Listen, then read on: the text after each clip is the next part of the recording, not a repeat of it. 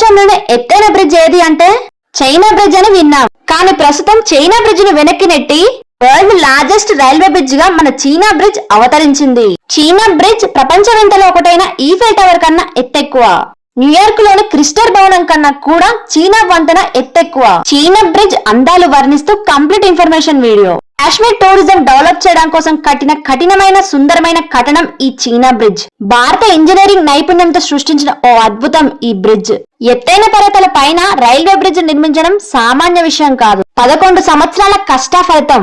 ప్రస్తుతం ఈ China bridge ప్రపంచ దృష్టిని ఆకర్షిస్తుంది. మన ప్రధానమంత్రి చైనా బ్రిడ్జ్ ను జాతికంకితం చేస్తూ జూన్ 6, 2025న చైనా బ్రిడ్జ్ పై వందే భారత్ రైలును ప్రారంభించాడు. ఇలాంటి అద్భుతమైన కట్టడం వెనుక తెలుగు మహిళా ఇంజనీరింగ్ పాత్ర కూడా ఉంది.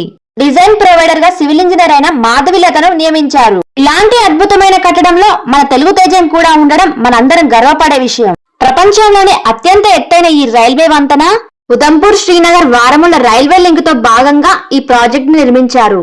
కాశ్మీర్ లోయ నెట్వర్క్ తో దేశంలోని ఇతర రైల్వే నెట్వర్క్ తో అనుసంధానం చేశారు. ఈ ప్రాజెక్ట్ 35,000 కోట్లతో నిర్మించారు.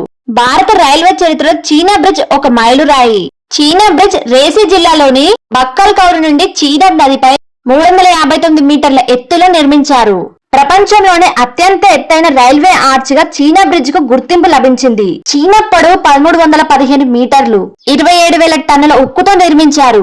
గంటకు 260 కిలోమీటర్లు వీచే గాలులను, 8 తీవ్రత గల భూకంపాలను తట్టుకునే శక్తి కూడా ఈ బ్రిడ్జ్ కుంది. 63 మిల్లీమీటర్ల మందంతో కూడిన పిల్లర్లను బ్లాస్ట్ ప్రూఫ్ ఉక్కుతో నిర్మించారు. కెనడాకు చెందిన ఎస్వి ఇంజనీరింగ్ సంస్థ దీనిని రూపొందించింది. ఈ వంతెన కాట్రా నుండి పనిహార్ వరకు కీలకమైన లింకును సెట్ చేస్తుంది. దాంతో కాట్రా నుండి శ్రీనగర్ కు వెళ్లే ప్రయాణ సమయం 6 నుండి 3 గంటలకు తగ్గుతుంది. చైనా బ్రిడ్జ్ టూరిజం డెవలప్మెంట్ తో పాటు సైనికుల కార్యకలాపాలకు సులభతరం అవుతుంది. చైనా బ్రిడ్జ్ పై ప్రయాణం చేస్తుంటే చైనా నదిలోయ, హిమాలయ శిఖరాల అందాలు, అంతో పాటు అందమైన ల్యాండ్స్కేప్ దృశ్యాలు కనిపిస్తాయి. చైనా బ్రిడ్జ్ నిర్మాణం స్థానిక ప్రయాణికులకు, టూరిస్టులకు వేగవంతమైన ప్రయాణంతో పాటు వాణిజ్య ఉపాధి అవకాశాలు పెరిగి ఆర్థిక అభివృద్ధి జరుగుతుంది. ఎత్తైన బ్రిడ్జిలు కట్టడం సామాన్య విషయమే, కానీ దట్టమైన చలి, వరదలతో నిండి ఉన్న ప్రాంతంలో, భూకంపాలతో అస్తవ్యస్తమయ్యే పరిస్థితులలో ఇలాంటి నిర్మాణం ఒక అద్భుతమైన కళ. చైనా బ్రిడ్జ్ తో కాశ్మీర్ టూరిజం మరింత బలోపేతం అవుతుంది. చైనా బ్రిడ్జ్ అందాల గురించి మీరేమనుకుంటున్నారో కామెంట్ చేయండి. వీడియో కనుక నచ్చితే please like and subscribe my channel. Thanks for watching.